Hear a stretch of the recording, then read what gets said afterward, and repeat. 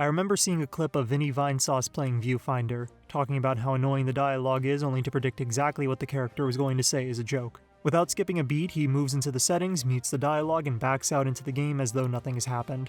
Now, the clip is pretty funny, all things considered, but his response to the quote-unquote drama it started caught me with something he said. His response to it was such, quote, "I don't care who the voice actor is. If the effing dialogue is annoying and taking me out of the game, that S is going on mute," unquote. The point about the dialogue taking Vinny out of the game stuck out with me, mainly because I questioned if the game gave him that choice. Every word, sound, grunt you hear in a game is in there for a specific reason. Is it up to us to decide how we handle the dialogue? Choice is one of the things games do better than any other medium. Not only can we choose how the game is presented to us on PC, console, streaming, or mobile, we can choose what difficulty we play on, a character's actions, a character's words, what accessibility options we need if we play online or by ourselves, how long the game lasts, if we engage with the systems or break them. And yes, we can choose not only whether the characters have a voice, but also whether we even read it when it shows up. And that choice only exists when we, the players, are treated as beings of importance. That our voice and our ability to choose is treated with respect and priority,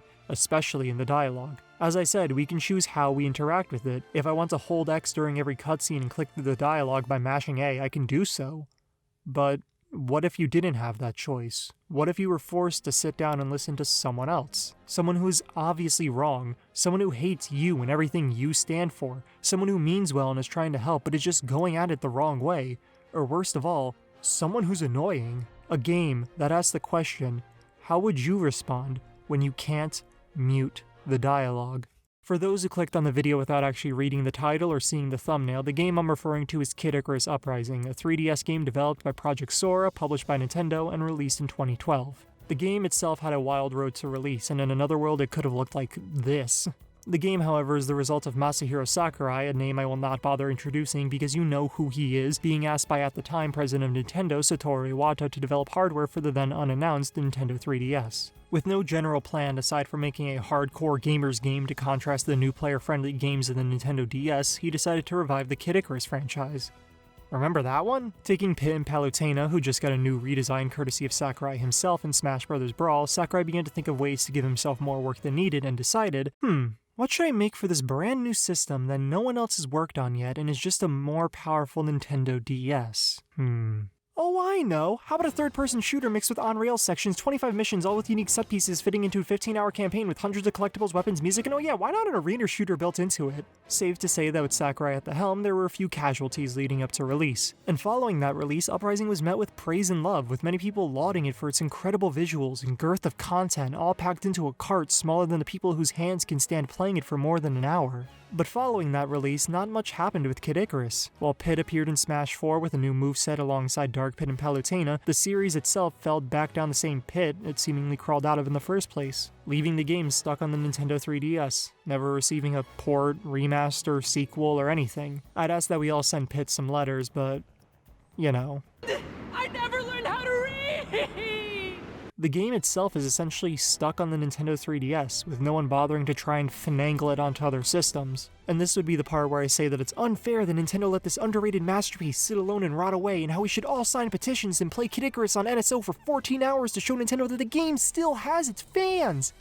But I don't want to. Instead of the 100th video lamenting the lack of a remaster, I want to talk about this game itself, and what it has to say, because there's something special about Uprising, something that I want to talk about.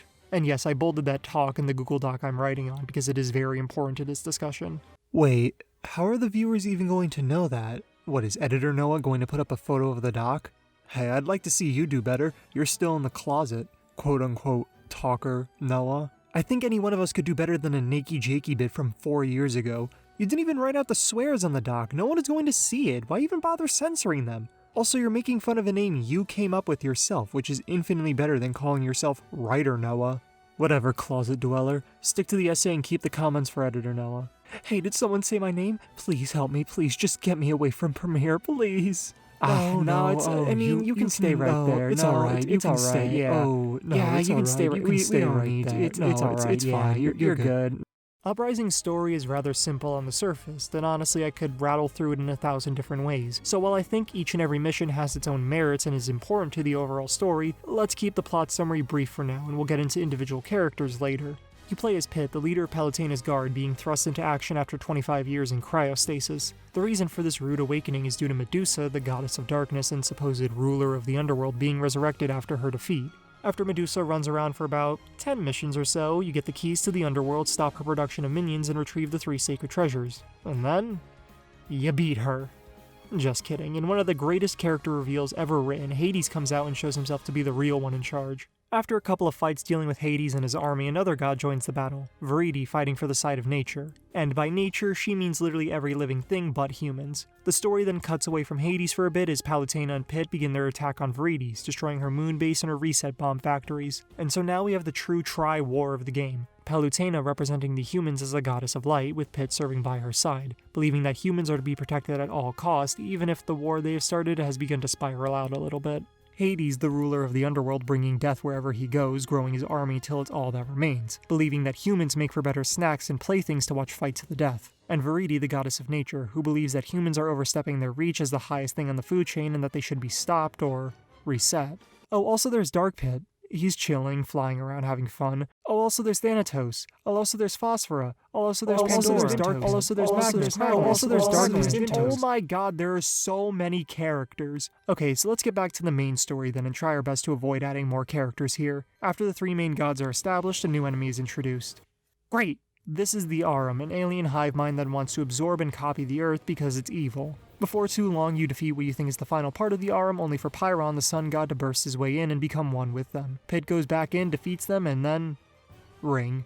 Yes, somehow Pit is a ring now, and it's been 3 years since the Arum attack, and everything is awful now. No one knows where Palutena is, and her armies have been attacking the humans along with the forces of nature and the underworld, so it's safe to say things just stink now. That is until with Viridi's help you shoot your way into Palutena's temple to save her from possession by the Chaos Kin, an evil alien that Viridi just had stashed away on her moon prison and didn't bother telling Pit at any point. They rescue Palutena and oh come on! Turns out she got kidnapped again, and now we have to save her soul. They do, Pit gets burned, saving Dark Pit, he's okay again, and Pandora's hot. Next thing you know, when you get a new set of armor for Pit because the 3 sacred treasures, they, I don't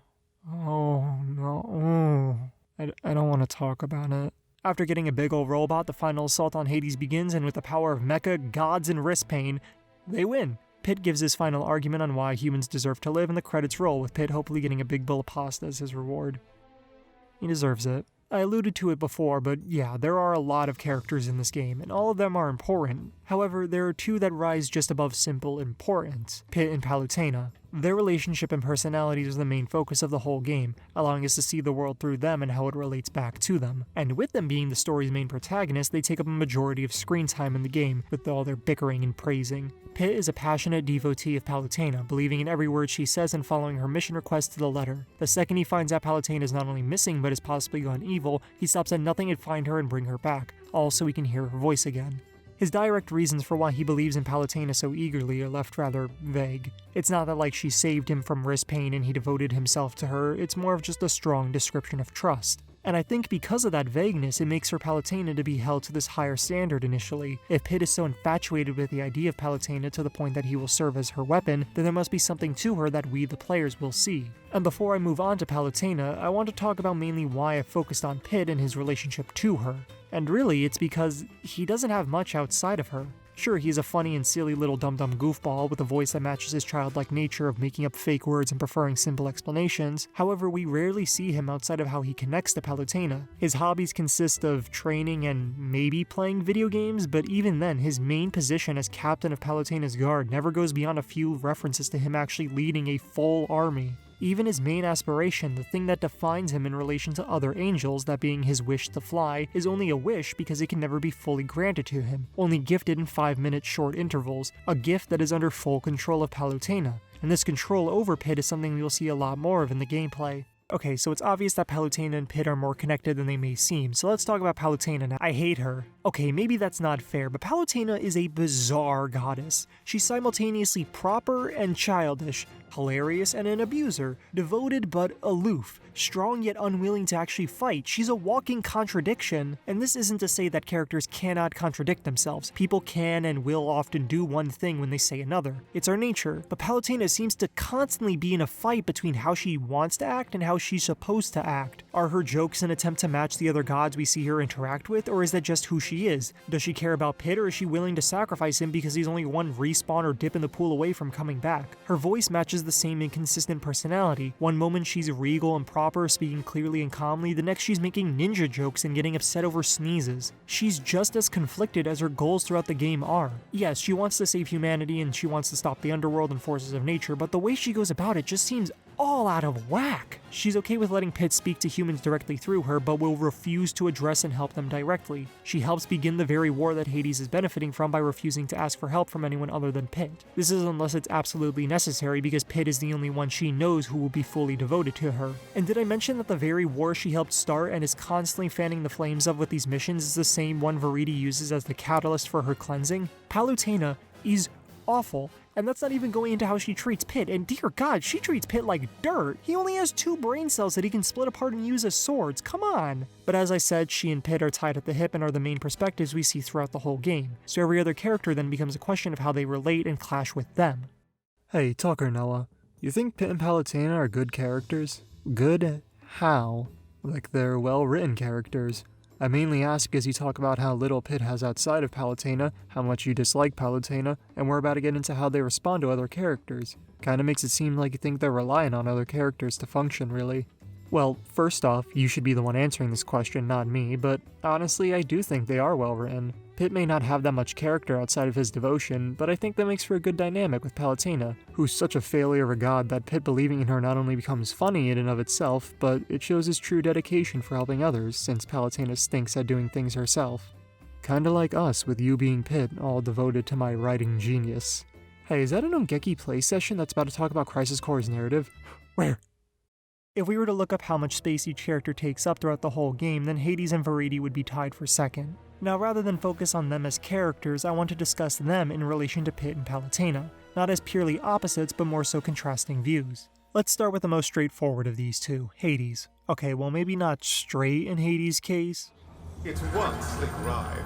A veritable goddess magnet, if you will. Are these goddesses in the room with us right now? Similar to Palutena, Hades utilizes his army for destruction. However, unlike her, he cares about humans as much as this game cares about the strength of your left wrist. A thing you'll notice about Hades is that a lot of the subtleties of Palutena and her relationship to her army, or more specifically Pit, are left blatantly obvious. There's no argument like with Palutena that Hades does secretly care about his army due to how willing he is to sacrifice and destroy all of them for whatever gain he wants. The same is true for his sarcastic and joking voice. Because the other side of a more serious Hades doesn't exist as it does for Palutena, this is just who he is, and that openness is one of the most interesting aspects of Hades in relation to Palutena. Not only will Hades never shut up, but you also can't get him to shut up. Not because it's impossible, but because he often spells out exactly what his plans are, making him a great source of information on himself. And it also makes something very clear about Hades. He doesn't have a real end goal with everything. He's just flying by and letting things happen as he goes. Unlike Palutena, he doesn't have a plan or an idea for his minions to latch onto. So instead of having an army who's devoted and trusting of him, his army is one of emotionless zombies that do whatever they're told without any care.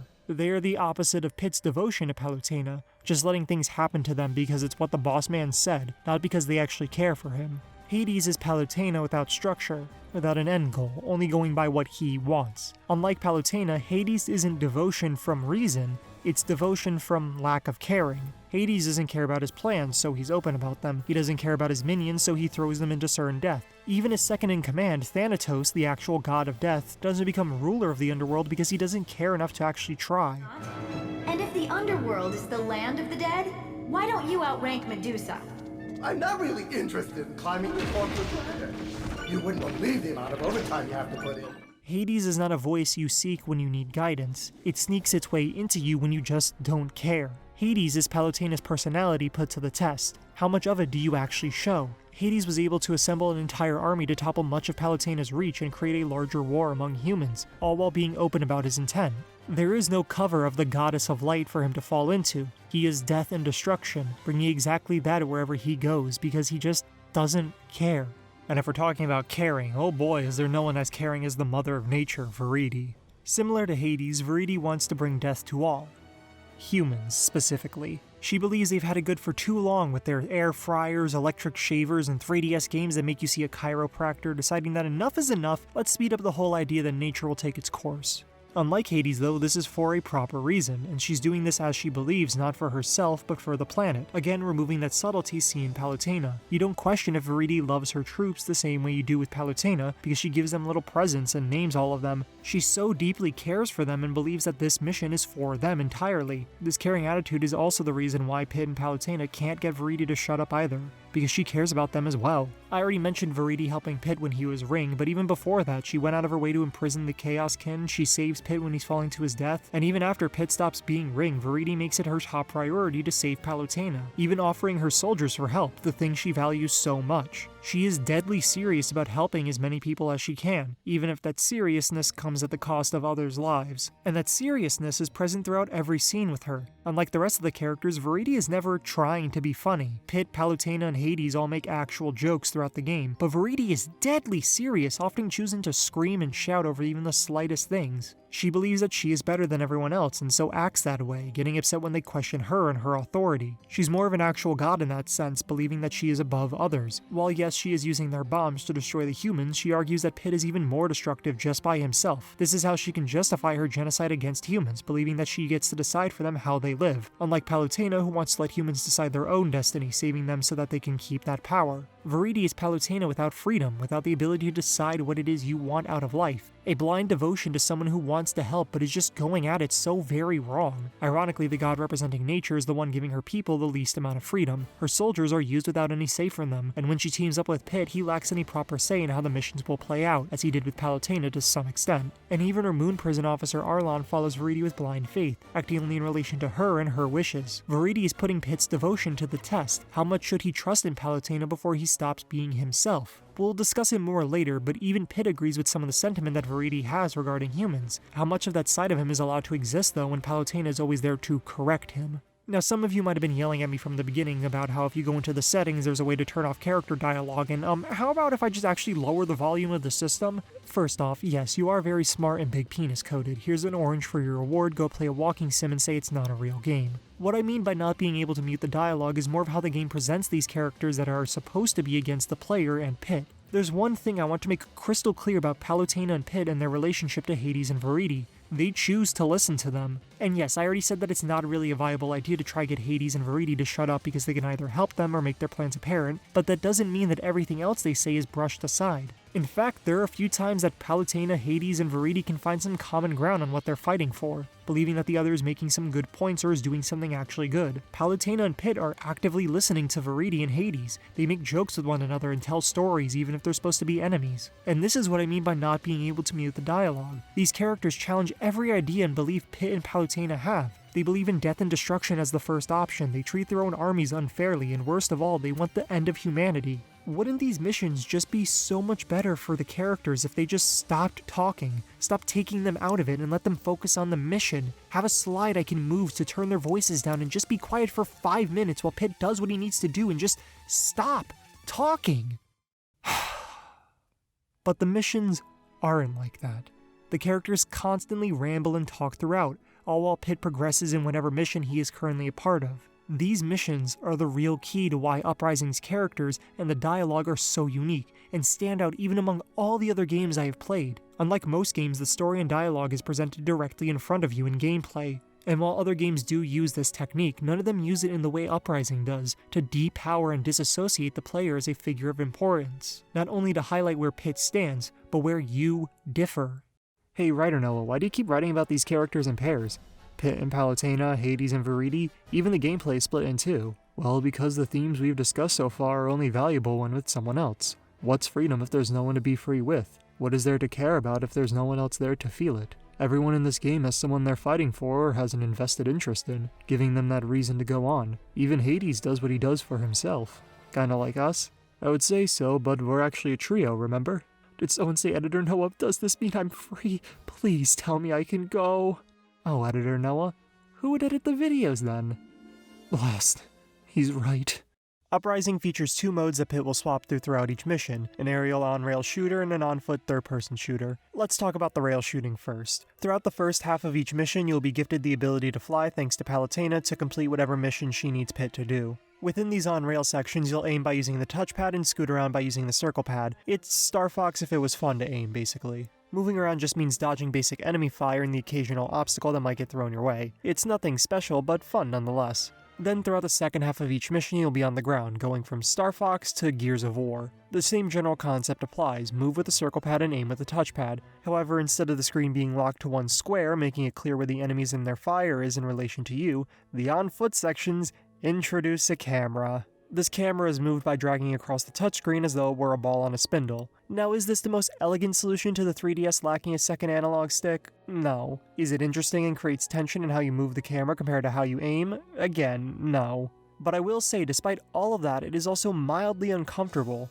Okay, yeah, the controls in this game are weird. It's nothing unplayable, like I can clear each mission, but man does it get on your nerves the second things become overwhelming. It's just frustrating trying to spin around while Pit begins dashing automatically instead of walking, and then I hit a wall or worse, do a dodge shot when I was just trying to run and shoot. And as I have alluded to before, yes, it is physically uncomfortable to play this game, because you need to be wailing on the left trigger to shoot while also moving the tiny 3DS circle pad with just one hand supporting the console, because remember, the other hand is scratching the touchscreen. It can get physically exhausting to play this game. And this was a known issue for the developers, so well known in fact that they packed a stand into the game at launch, so systems could have some support and not put all the weight on your left hand. Also, this is all from the perspective of someone who aims with their right hand. If you prefer using the left hand on the touchscreen, you'd be left using the face buttons to move, which just doesn't work for anyone. So yeah, playing Uprising is rough, no matter what way you slice it. Even with the stand, it's still making the best out of a bad situation. But man, does it make up for it with these visuals. This is pure nostalgia talking, but the way this game looks is actually breathtaking. There's something so magical about what I'm calling the 3DS look,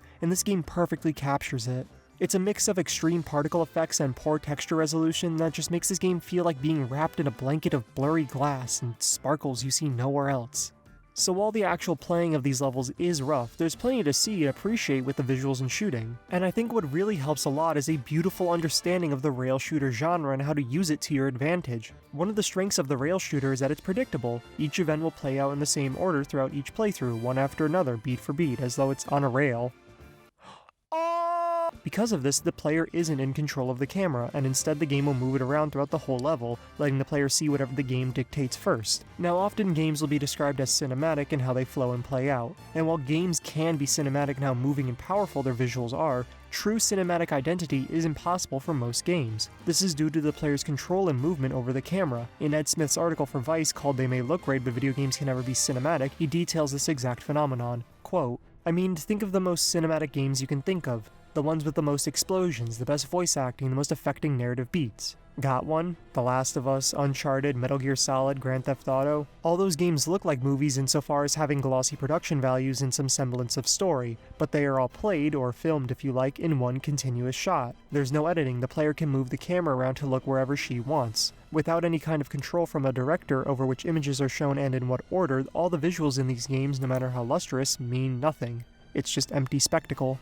Unquote. With the examples I'd provided, the player's interactivity has to be taken away in cutscenes or in conversations in order for those cinematic moments that players resonate with to hit. You have no idea what loss is works as a line because the cut to Joel strikes as fast as his words. The shot heightens the story. Moments outside of those aren't as memorable because they lack editing in the movement of the cutscenes. Like, I remember some of the lines in the college level, but do I remember where I was or what was happening? Not really. This is where the power of the rail shooter really shines. Each of these moments is played out and edited as cinematic set pieces. The on-rail levels can cut between shots, zoom in and out, spin the camera, and move it wherever it darn well pleases, all while the player is still in control of Pit, dodging, firing, and weaving between gaps. Throughout this side of the gameplay, you are not in control. Palutena is. She dictates where you move and what it is exactly you see throughout each mission. Palutena is how this world is presented to you, the player, and to Pit. She not only dictates how you see things, but when, where, and in what order, and she even explains why things are presented in what way. Palutena decides what is best for Pit in these moments, playing directly into the relationship between Palutena and Veridi. Throughout these levels, Palutena takes away almost all choice away from Pit. He is at her whim and where she decides to throw him. And this extends beyond just the camera, even the music is subjected to this on-rail guidance. Within these flying sections, the music is timed and tied to the way the gameplay changes, with one acting in time with the other. The music can cut off during conversations to help emphasize a line. You've got me confused with the other guy. This Pit is no pawn. I'll take care of him, but only after I finish you. The music can build up while a character is moving, crescendoing at them reaching that peak.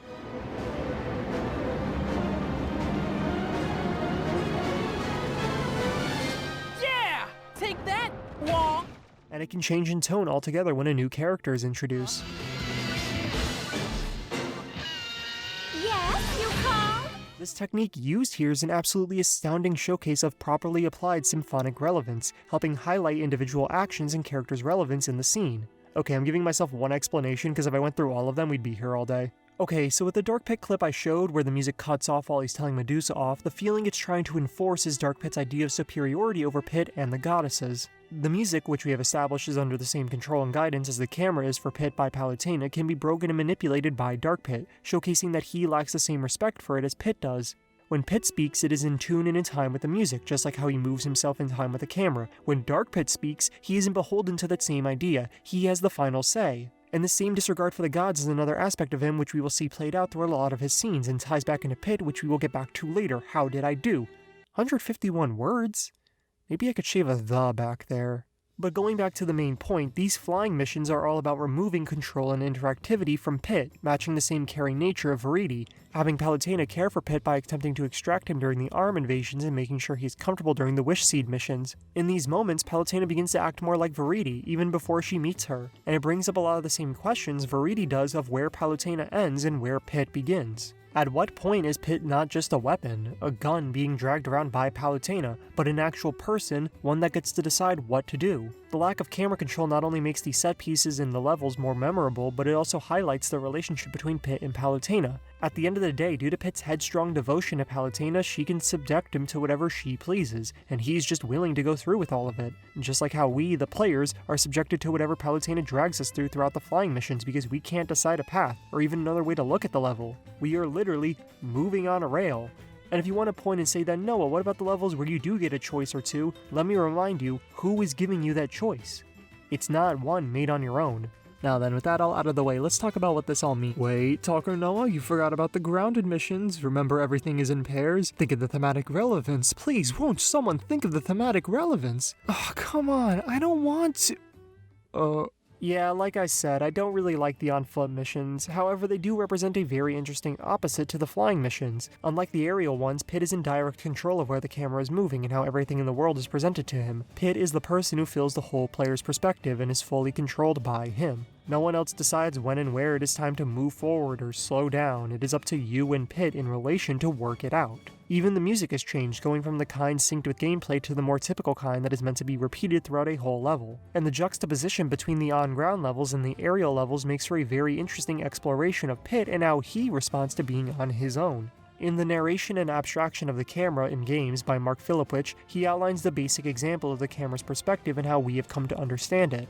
Quote, "When Mario runs, the player's perspective runs with him. Even though Mario is the player's virtual surrogate, a good deal of player's agency comes from the control of the camera. Challenges are introduced at the pace of the camera that keeps Mario at the center of the screen, keeping him on focus. The camera's perspective relative to Mario associates the player with him. He is the literal center of the world. The player knows to identify as Mario, or Link, or Lara Croft, or Wander, or whomever, because the camera maintains constant focus on them and offers the player a panorama of their world. Centering the camera on this character grants them the player's power to move the plot. Focus and centralization is only broken to purposely disrupt the player's sense of efficacy." Unquote. Typically, the camera and its controls are given to the player and the character. It exists for me to see and connect to the environment, and the character has control over it to showcase their importance and validity as the protagonist. However, as we have established with the aerial missions, that foundation is broken with Palutena having free reign over it, leaving the aftermath of the aerial missions, the grounded ones, as a showcase of Pit without Palutena's direct influence on him.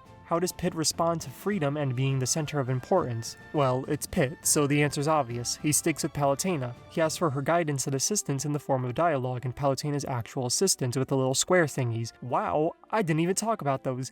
Man, I suck at talking about gameplay. But this freedom is something worth pointing out for two reasons. One, its relation to Hades and his whole MO of freedom, and two, because the on-ground missions are the ones breaking Pit's efficacy. The grounded missions come after the aerial ones. The game wants you to understand aerial first before moving on to the ground, and because of that it establishes an understanding that Pit is first and foremost a person who acts in relation to Palutena. When presented with the same opportunity as Hades' minions in the grounded missions, Pit still chooses to stick with Palutena. His trust in her goes far beyond just the simple desire to be free, emphasizing the challenge Hades has for Palutena, which remember is how much of herself to actually show. If Pit is willing to be this devoted to Palutena even with a direct avenue to being free, then how much of who Palutena actually is do you show before he leaves? The question isn't if Pit stays because he wants to be used as a weapon or because he enjoys being free, it's how Palutena presents herself to make Pit happy, so he stays with her regardless of how he is being used and whether he is in control or even at focus.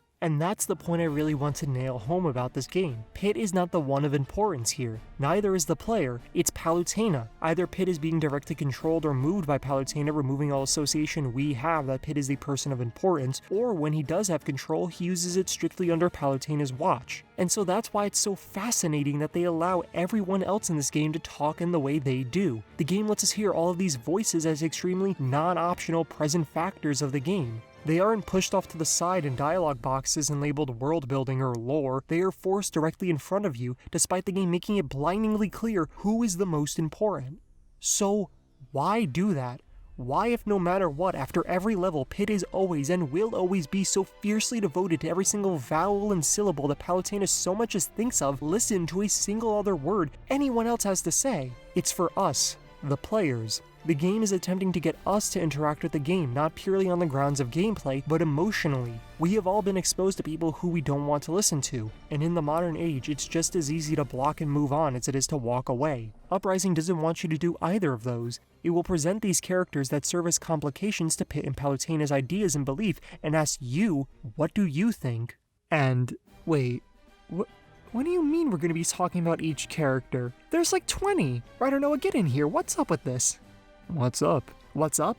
What's up is that we're nearly 30 minutes in and you want to start writing about the other characters now? Whatever happened to trying to keep your work short? Well, you just delivered the thesis. Did you think I was just gonna call it quits there? I still want to write about Dark Pit, and I couldn't fit him in anywhere else. It's almost like it's important that the game features all these varying voices, so Pit has more than one perspective he's exposed to and isn't strictly viewing the world through Palutena and himself. Yeah, I know, I was also listening for the past 30 minutes. Well then another 10 talking about Pandora and the Chariot Master won't hurt your wrist now, will it? Fine, at least change that line about the Palutena cis square thingies, please. Hate self-referential humor.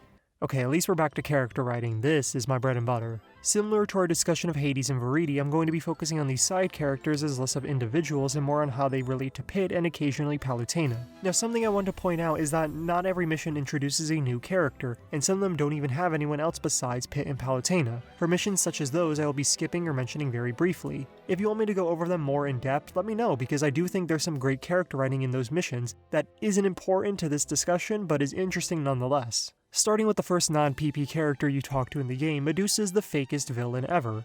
Literally. She's introduced as literally somehow Palpatine returned and is given no fanfare aside from a groan from Pit and Palutena. Even in the mission she is introduced in, the literal first one, the surprise isn't about her. The people don't fear the name Medusa, they celebrate the return of Lady Palutena. Medusa doesn't matter at all. She exists purely for the sake of someone else, and her whole identity is falsified so Hades can get what he wants. She speaks with this exact idea present, just having a kind of generic evil voice with a personality that never goes beyond evil. Even though she supposedly has free reign with her own army, her identity is tied to someone else. And before we can expand on that, let's talk about Phosphora. I swear this will all make sense in a minute. Phosphora is the goddess of lightning, serving directly under Veridi. She is a very nonchalant and calm individual, speaking with that exact mannerism. She's more interested in messing with the opposition than letting herself get in on the battling. She acts essentially how she pleases, being unbound by any place or idea, only helping Veridi when she asks for it. Phosphora does respect Veridi, but she doesn't go out of her way for her as Pit does with Palutena. Both Phosphora and Medusa are evidence that the ideology that Veridi and Hades want to push can fail. Viridi treats her soldiers with love and affection and cares so deeply for them, yet Phosphora isn't interested in her war and would rather mess with Pit and Palutena, doing as she pleases, so Viridi just lets her. Medusa is given free rein to act as she pleases and controls the entire underworld army, yet she craves death and finality, a sense of structure that Hades would never give her. So, Hades controls her. Both of them are proof to Pit that these ideas the gods and goddesses of the world have can be false. They can fail, that sometimes it really is just a big ego talking. Quickly, I also want to mention that Pandora is someone who doesn't abide by the normal structure of gods and their servants. She treats Pit as a figure of importance, flirting with him while she disregards Palutena and making fun of her. Again, showcasing her acts of freedom while also showcasing how the two respond to someone who doesn't care for their ranks and purpose. Okay, that took far too long. Who's up next? Ah yes, my favorite crack ship, Arlon and Thanatos. Unlike Medusa and Phosphora, Arlon and Thanatos present the opposite aspect of their respective god or goddess's ideology and how it can work to their benefit. We have already discussed them before, but to quickly recap and condense their ideas, Thanatos, despite being the actual god of death, doesn't mind being put second in command of both Hades and Medusa's army. To him, leading the whole underworld army just isn't worth the actual effort to make it there. In other words, he doesn't care. And this is exactly who Hades wants to surround himself with, senseless morons who don't show any concern for how he is running things. So just like how he constantly revives Medusa, he does just that for Thanatos, but he doesn't fight it, just letting Hades use him as he pleases. The same general idea applies to Arlon. Unlike Phosphora, who is constantly moving from one place to the next, being unwilling to sit down and bear any kind of responsibility, Arlon is given the ultimate responsibility of guarding the moonbase Viridi is assembled to keep things locked up for forever. And for this responsibility, he is incredibly thankful and proud that Viridi entrusted him with it, believing it to be the ultimate sign of care from her. Both he and Thanatos show that the gods' plan for how they handle their army does have some validity and can actually function, that not caring or caring too much does work specifically for these two. Along with that, both of them exemplify to Pit a character that is just flat out annoying. Thanatos tries to fit his way into each conversation and just sounds overall annoying. Arlon in his pretentious tone of voice also annoys Pit past a certain point. Both of them are annoying, yes, but they show why Hades and Viridi act the way they do. Because if they play their cards right, they'll have an Arlon or Thanatos by their side who will act for them for forever. Next is Dark Lord Gal and Magnus. These two are rather simple, all things considered, and showcase to Pit the faults and merits of humanity.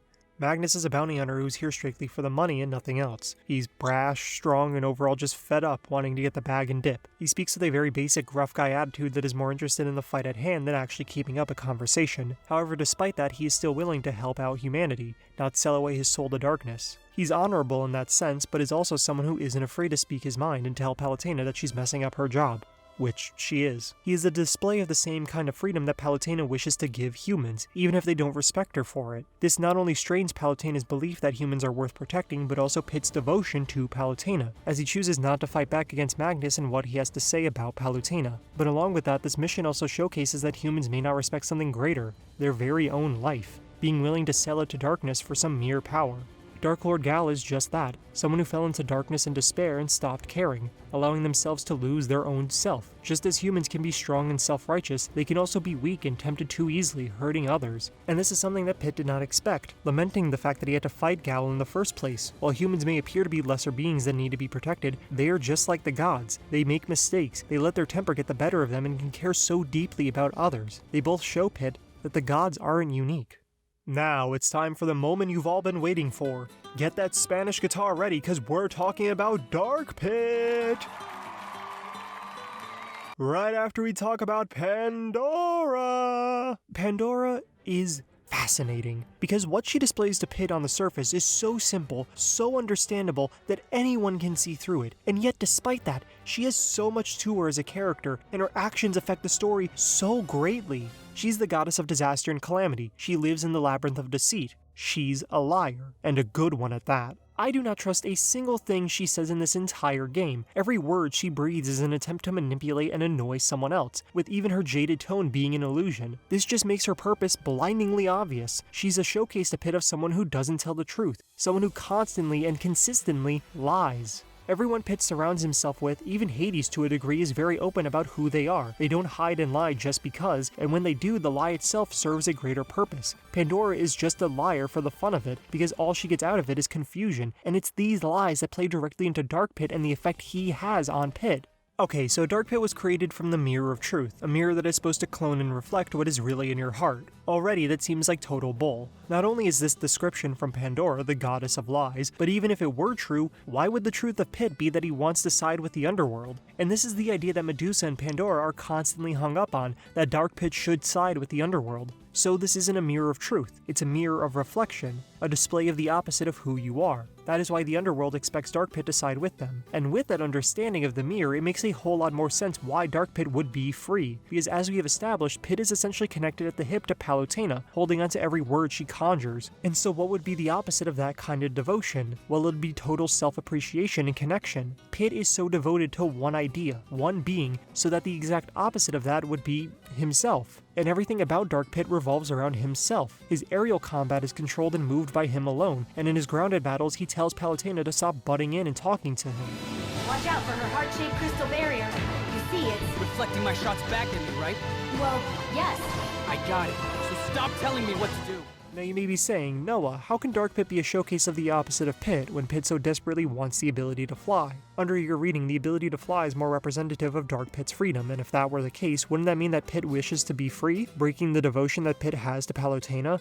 And to that I say, yeah, maybe. It is totally possible that Pit really does wish to be free and leave Palutena. It is possible that Dark Pit isn't the opposite of Pit and this is just actually who he really is, and Palutena is holding him back from being just that. It could totally be possible that the mirror broke and so that's why Dark Pit doesn't side with the underworld. It's totally possible that Pandora was telling the truth, and I think that's where the real genius of Pandora really shines. She can disrupt the very idea of Pit, creating so much instability and calamity. Her character leaves you questioning everything and whether it is actually real, fake, the opposite, inversion, or even just that the mirror broke and nothing about Dark Pit makes sense. I could say that in reality the opposite of desiring something is to just have it so Dark Pit can just fly, and that because Dark Pit uses the ability to fly for himself, the opposite of that would be that Pit wants to use flight for Palutena, but the truth is I'll never truly know, because you can't figure out calamity. It just happens. And so that's who Dark Pit becomes for the majority of the story, someone who disrupts and confuses the very idea of Pit. That is until the end when he begins to help Pit. Dark Pit is so anti anyone telling him what to do that he will break his own creation as a disruption of Pit's identity, seemingly out of spite for Pandora, which is equally as funny as it is awesome.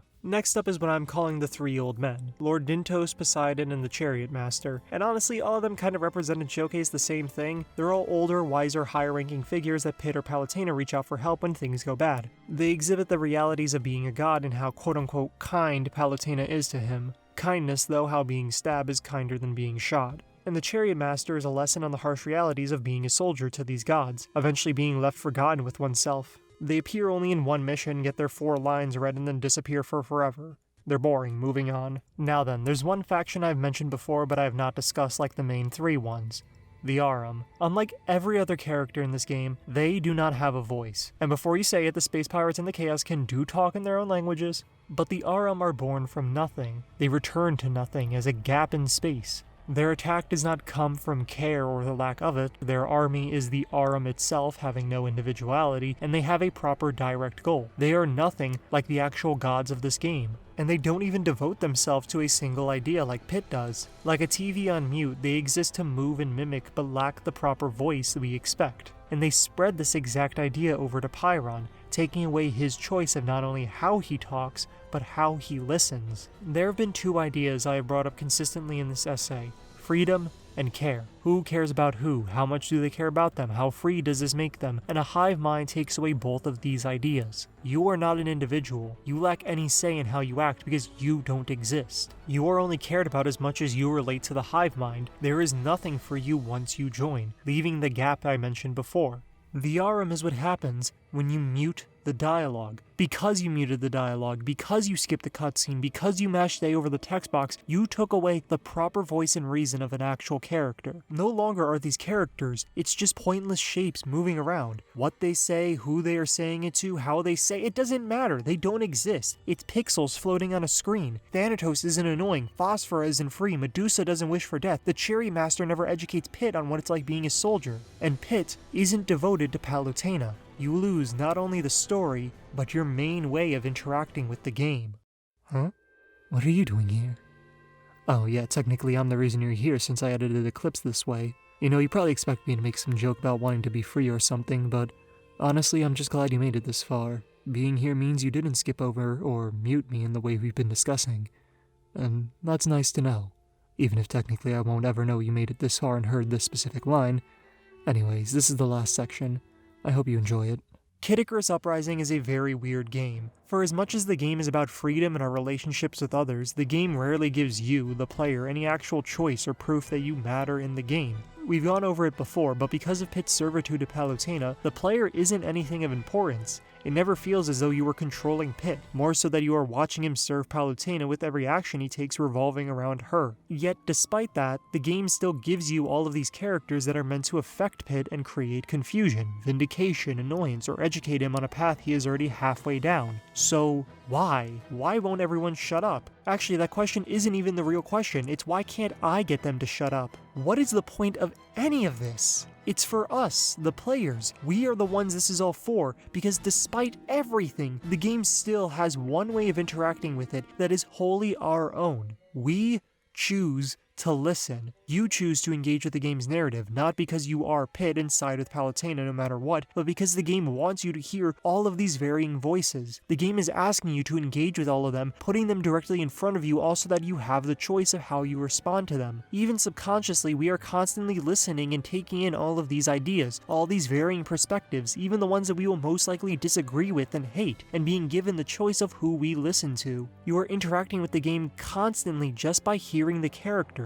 Interactivity isn't just limited to playing the game, it's the mental aspect of every kind of art. In Stephen Byron's blog titled Ye Olde Interactivity Paradigm, he outlines why this occurs at all. Quote, "You often need to engage with the game world in order to figure out what it wants you to do, which requires a degree of cognitive interaction. You further engage with it when it throws something clever at you, or when a particular striking scene elicits an emotional response deep within your heart. You engage with it when it bores you, when it provides you another fetch quest, and when a character tells a joke, and when the fluidity of your character's movement feels just right. For as long as the game continues to exist in your living room, you and it form a participatory relationship simply through your mental involvement." Unquote. Playing a game is just one part of interactivity, and doesn't account for the emotional and mental ways a game can involve the player and get them to interact. This is important because, as we have established, the main way you interact with Uprising, its gameplay, is about de-emphasizing the player's importance, making Palutena the main deciding factor of the game to better represent Pitt's character. Because of this de-emphasization of the player, all you are left with in the game is the story, or more specifically, the characters. Each of these voices, all of which seem specifically made for Pitt and Palutena, is what the game leaves you with. But why does this matter? There are plenty of games that tell their story directly in gameplay, that give you tons of characters and make you interact purely with a narrative and not the gameplay. What is it about Icarus Uprising that stands out so much? It's what you are fighting for. The main purpose of this whole story, the end goal of everything it was building up towards, is letting us humans be free. Letting humans dictate how they live their lives and how they respond to one another. And this is exactly what your reward is for completing each mission. The story, the characters, and the ability to learn more about yourself and how you respond to each of these individuals is the reward. The game itself has its own reward structures of the hearts and the weapons, but realistically, you don't need a single one of them aside from the main one to beat the game. The main thing the player's fighting for throughout the whole experience is for more characters, more interactions, and more ways to utilize the freedom that Pitt and Palutena are fighting for us humans to have. The main goal of everything Pitt and Palutena want is for humans to be free. While Palutena says it's because we are the closest to the gods, Pitt's description is what the game is really trying to get you to understand. He argues that out of all living creatures, humans are the only one with heart, that only humans can believe in the gods, and that because of that, we are worth fighting for and saving so that we can use it however we please, even if that means disrespecting the gods. So that's why the game wants you to keep clicking on each mission, keep listening to others, keep utilizing the freedom that Pitt and Palutena strive for us to have. That's why the characters don't shut up, and you can't mute the ones you don't want to hear, because to be human, to have a heart, is to listen and care. That's what it means to be free. Man, you really can't go one video without citing Beiren, can't you? He's a good writer. I don't see you writing good blogs on non-interactive ways you engage with games. Yeah, because I'm too busy reading off this 40-page overstuffed essay to do anything else. Even this conversation was a last-minute addition. How am I supposed to get anything done? Well, look on the bright side. We're at the conclusion, and I feel as though I've learned a lot. It's as though a 3DS game published nearly 15 years ago, written by a cramped hand in honor of a dead franchise, had suddenly explained to me the whole story of my soul's romance. You did not just reformat an Oscar Wilde quote to fit within the context of a 3DS game. It doesn't even work, really. I refuse to read that. Technically, you already did. Yeah, well, every floor ice cream gives you health. Part of my wish with this channel is for people to see game narrative differently, to get people to stop muting the dialogue and saying that it was taking them out of the game, and begin asking why the dialogue is presented in the way it is. Why are conversations held the way they are, and what is the game trying to say by presenting them in whatever way it is? It's all important to the story that's being thrown in front of you with each text box and cutscene, but maybe that doesn't matter. Maybe this story is just another choice games present us with. Maybe it's the same as deciding between keyboard and mouse and a controller. It's completely up to you. I mean, how can we have a choice of who we listen to without being able to choose not to respond? Is Palutena's wish for us to blindly listen to everyone else, being unable to separate ideas from people, just focusing on the fact we are listening? I don't think that's entirely right, because there's one aspect of listening we haven't mentioned really, and that's talking. Icarus Uprising is one of my favorite games ever, if the length of this video didn't already say that, and there's so much more I could have and still want to talk about. The level design, the music, the character design, the art direction, the voice performances, the hundreds of collectibles, the incredibly fun gameplay, so much stuff. But I don't think that's for me to talk about, not only because I'm not good at talking about non-narrative things, but because I would rather listen to others discuss them. I've spent the past almost an hour at this point rattling off to you about these characters in this game as a whole, but I am not the final say. I have not decided anything about how it is you want to talk about this game. I'm just another voice that works to show you how you respond to my very own argument, and I am only able to do so by presenting the voices I have heard in the way I see them, whether it be from the game itself or the other writers I cite. I present them because I chose to listen to them, and you chose to listen to me.